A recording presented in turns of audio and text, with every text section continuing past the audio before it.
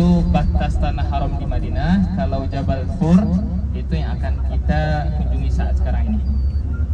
Jabal Thur merupakan salah satu gunung bersejarah di mana pernah didaki oleh Rasulullah SAW. Di belakang kedengaran jelas nggak Pak? Di sini saya dengar ada kresek-kresek gitu. Nggak sakit kan telinganya? Jabal Thur salah satu gunung yang didaki oleh Rasulullah SAW di hari di mana beliau pergi hijrah keluar ke kota Mekah. Syui-syui itu, illa asbur.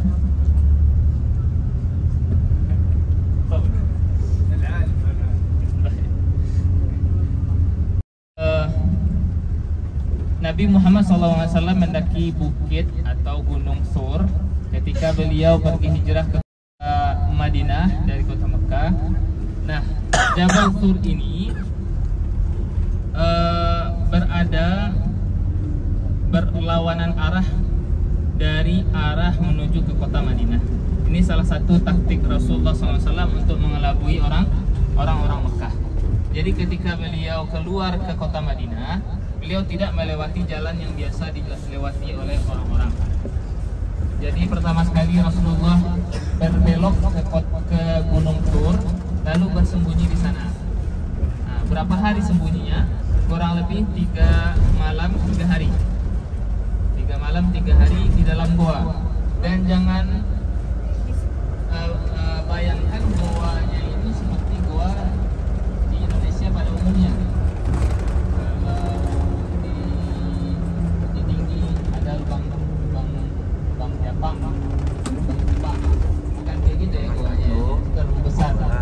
Kalau goa yang dihuni oleh Rasulullah SAW yang di tempat beliau bersembunyi itu hanya celah-celah batu besar, hanya muat 2 orang untuk sholat, sangat sempit. Nah di sana beliau bersembunyi dari kejaran orang-orang Quraisy karena beliau diberitahu akan dibawakan kepalanya ke hadapan orang. Bapak, malu saya Pak. Hidup atau mati, Muhammad tidak boleh keluar. Anak muda. Rasulullah SAW bersembunyi di sana. Kisahnya sering kita dengar di kajian-kajian, di wirid mingguan, bagaimana Rasulullah SAW bersembunyi di sana ditemani oleh seorang sahabatnya, yang sahabat ini disebutkan di dalam Al-Quran oleh Allah Subhanahu Wa Taala. Siapa sahabat beliau? Abu Bakar As-Siddiq. Abu Bakar As-Siddiq. Nama Abu Bakar ada yang tahu tak? Abu Bakar ini gelar ini, kunyah kalau bahasa Arab ini. Nama aslinya siapa, ada yang tahu? Hah? Ini dikenal Abu Bakar, nama aslinya tidak dikenal. Ada yang tahu nama asli Abu Bakar? Kalau tahu tadi kasih hadiah. Marial. Snack pertama kali. Ada yang tahu nama asli Abu Bakar? Ada yang tahu nggak, pemuda? Nah, coba. Masya Allah. Abdullah bin Abi Quhafah. Nah, nama asli Abu Bakar As-Siddiq Abdullah ya, nama aslinya Abdullah. Tapi beliau lebih dikenal dengan nama Abu Bakar As-Siddiq. Abu Bakar As-Siddiq bukan nama aslinya. Nah, Rasulullah nanti Pak ya, pas pembagian snack anak kasih pertama kali. Marwah 5 real katanya Pak, 5 real. Ya 5 real boleh, siap. Kasih kuis saya Ustaz. Kuisnya insyaallah nanti. Jadi ketika ditemani oleh salah sahabat beliau, nah kata sahib di dalam Al-Quran itu adalah Abu Bakar As-Siddiq. Satu-satunya Allah sebutkan dalam Al-Quran sahib Rasulullah, teman Rasulullah, sahabat Rasulullah adalah Abu Bakar As-Siddiq. Berarti kedudukan beliau sangat tinggi. Bahkan kata para ulama, orang yang paling mulia setelah para nabi ya, orang person pribadi yang paling mulia setelah para nabi adalah Abu Bakar As-Siddiq. Indal itlaq itu maksudnya secara mutlak. Setelah Rasulullah, para nabi, setelah para nabi siapa yang paling mulia adalah Abu Bakar As-Siddiq. Secara mutlak. Nah, beliau menemani Rasulullah SAW di sana, di kisah yang sangat terkenal ketika beliau digigit kalajengking. Di satu riwayat, di riwayat yang lain adalah ular. Beliau menahan sakitnya sampai meneteskan air mata. Supaya apa? Supaya tidak mengganggu tidur Rasulullah SAW. Hanya tidur ya. Tidur Rasulullah dia tidak mau mengganggu sampai dia menahan sakit sengatan kalajengking atau ular. Itu saking cintanya beliau terhadap Rasulullah SAW. Sakit nggak digigit ular atau kalajengking? Sakit pasti gitu. Dan pasti digigitnya nggak siap-siap kan? Ada ular siap-siap digigit? Enggak, pasti digigitnya tiba-tiba. Kalau kita langsung kaget kan, loncat-loncat paling. Ini Rasulullah Abu Bakar As-Siddiq menahan sakit sampai meneteskan air mata. Lalu di sana Rasulullah SAW terbangun karena air mata Abu Bakar As-Siddiq, lalu diobati gigitan sengatan kalajengking atau ular tadi, diludahi oleh Rasulullah SAW, lalu sembuh. Nah, ini salah satu mukjizat ya, mukjizat Rasulullah SAW, dan ini hanya terdapat pada Rasulullah, tidak pada orang soleh, tidak pada ulama, dan tidak selain Rasulullah SAW. Ini salah satu mukjizat yang Rasulullah SAW berikan. Beliau ludahi lalu langsung sembuh. Kisah yang sama seperti yang dialami oleh Ali bin Abi Thalib ketika terjadi perang Tabuk atau Khaybar. Ana lupa antara Tabuk atau Khaybar. Di malam hari Rasulullah mengatakan, Rasulullah mengambil sebuah pedang. Pedang ini akan saya berikan kepada orang yuhibbullaha wa rasulah wa yuhibbuhu Allahu wa rasuluh, yang mencintai Allah dan Rasulnya, dan Allah dan Rasulnya mencintai orang ini. Lalu para sahabat berbincang-bincang di malam itu, rame gitu, ribut, siapa ini orangnya gitu, yang diberikan pedang ini oleh Rasulullah kepada orang tersebut, yang Rasulullah sebutkan Allah cinta, Rasul cinta padanya, dan dia cinta pada Allah dan Rasulnya.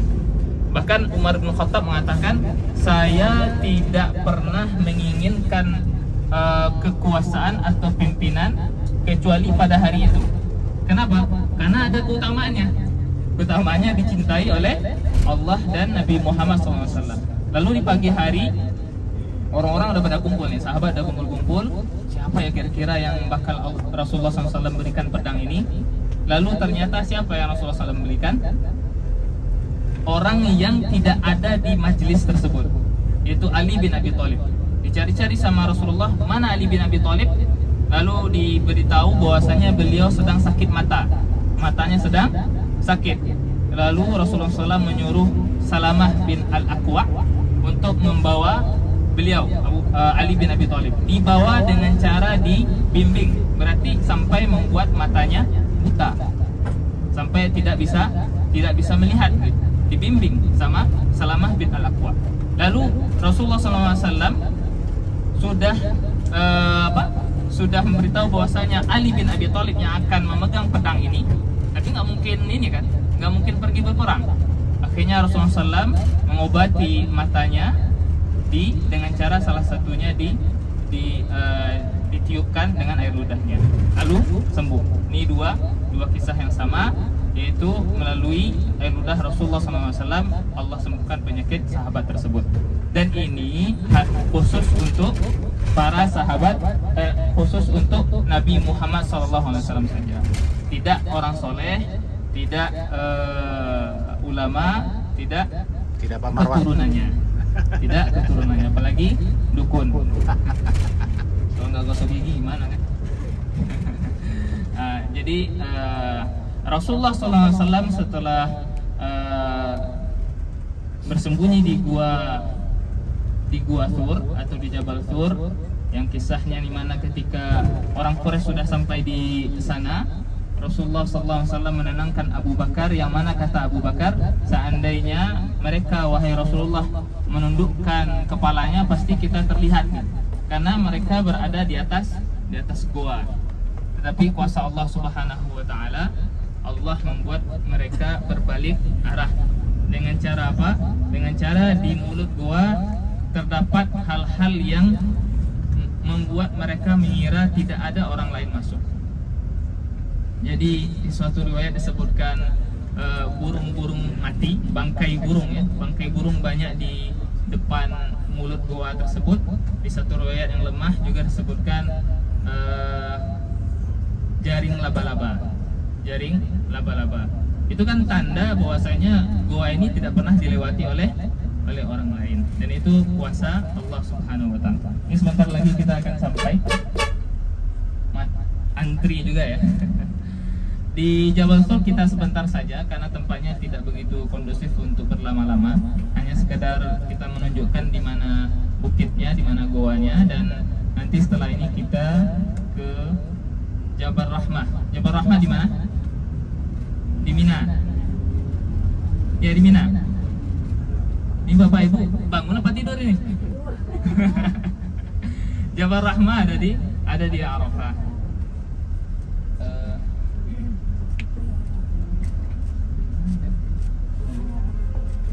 بنوقف يا خلاص هنا نزل هناك ثم تدور